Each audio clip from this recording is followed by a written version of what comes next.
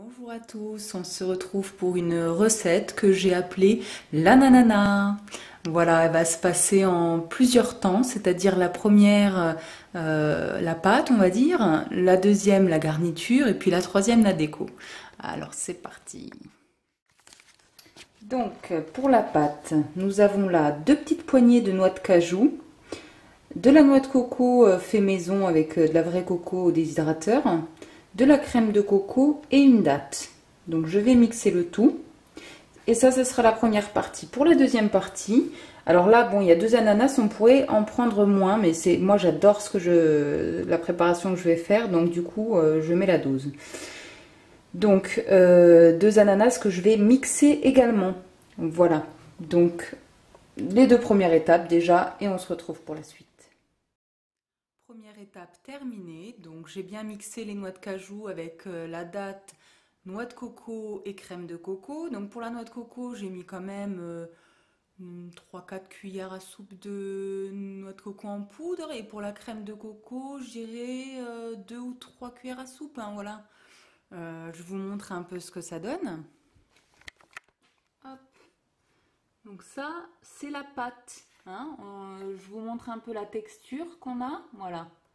Ça va être la pâte. Pour ce qui est de la deuxième étape, c'est juste à côté. Donc, j'ai utilisé finalement qu'un ananas. L'autre, je vais en faire autre chose. Donc, j'ai mixé un ananas entier. Hein. Donc, on en aura largement assez pour remplir même un peu plus. Mais bon, après ça dépend de vous, vos plats. Hein. Donc, sinon, dans cette préparation, j'ai quand même rajouté 2 cuillères à café de crème de pavot parce que j'adore ça, le petit côté croquant.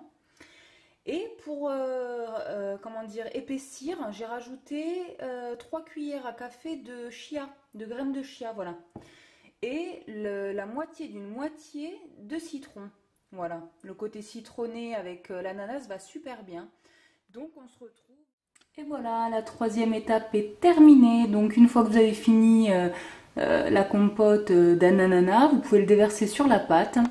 J'ai accompagné de bâtons d'ananas. Alors ça, c'est juste sublime.